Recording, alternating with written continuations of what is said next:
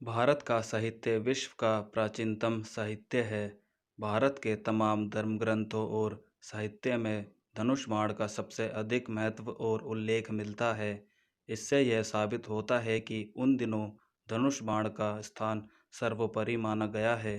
रामायण से लेकर महाभारत काल तक के सभी योद्धाओं के पास विशेष प्रकार के धनुष बाण हुआ करते थे और उन सभी के धनुषों के अपने अपने नाम भी होते थे।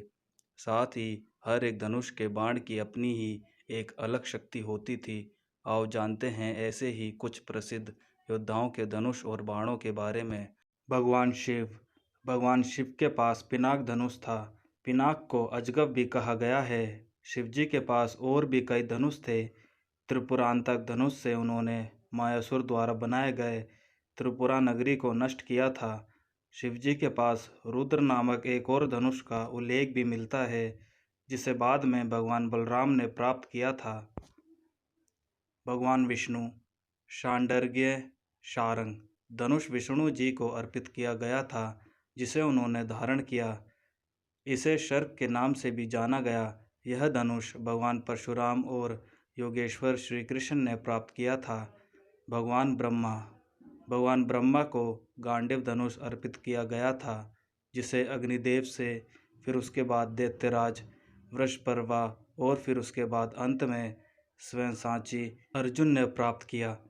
परशुराम जी के पास अनेक धनुष थे। उन्होंने अपने गुरु महादेव से पिनाक, भगवान विष्णु से शांडर्ग यानी शारंग धनुष और देवराज इंद्र से विजय नामक धनुष प्राप्त किया था। यह विजय धनुष उन्होंने अपने शिष्य कर्ण को दिया था। भगवान श्री राम ने जिस धनुष को धारण किया था उसका नाम कोदंड था। रामचरितमानस में प्रभु के धनुष को सारंग भी कहा गया है, परंतु वह धनुष शब्द का पर्यायवाची शब्द सारंग है, ना कि विष्णु जी का धनुष शांडर्ग्य। लंकापति रावण के पास पोलतस्य नामक धनुष था, जिसे द्वापर युग में घटोत्कच ने प्राप्त किया था। एक समय पर रावण ने शिवजी से पिनाक धनुष भी प्राप्त किया था, परंतु उसे वह धारण नहीं कर पाए थे। योगेश्वर श्री कृष्ण का मुख्य आयुध सुदर्शन चक्र था, परंतु उन्होंने भी शांडर्ग्य यानी शारंग धनुष को धारण किया था। बलदाव के धनुष का नाम रुद्र था, जो उन्होंने भगवान शिव से प्राप्त किया था। भगवान कार्तिकेय, इन्होंने अपने पिता भगवान शिव के धनुष पिनाक को धारण किया था।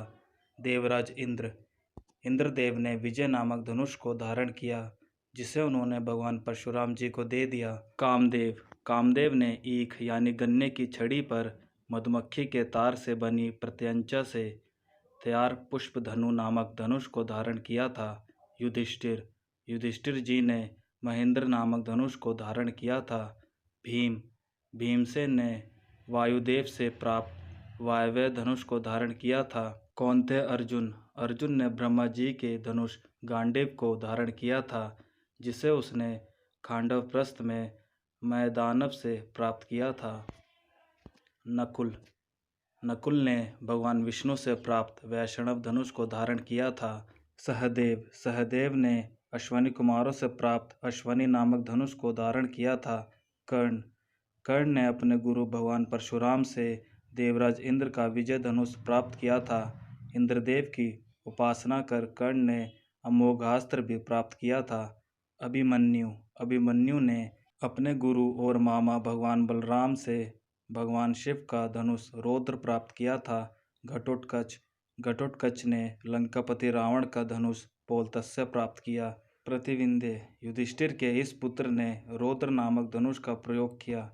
सूत सोम भीमसेन के इस पुत्र ने आग्नेय नामक धनुष प्राप्त किया। श्रुतकर्मा अर्जुन के इस पुत्र ने कावेरी धनुष का प्रयोग किया। शतनिक नकुल के इस पुत्र को यमया धनुष प्राप्त हुआ। शूत्रसेन सहदेव के पुत्र ने गिरिशा धनुष का प्रयोग किया। आचार्य द्रोण ने महर्षि अंगिरस से प्राप्त अंगिरस धनुष प्राप्त किया। भगवान श्री पृथु महाराज जी के धनुष का नाम अजगव है। भगवान श्री पृथु महाराज जी भगवान श्री हरि विष्णु जी के अंश अवतार हैं। पितामह भीष्म के धनुष का नाम वायव्य था।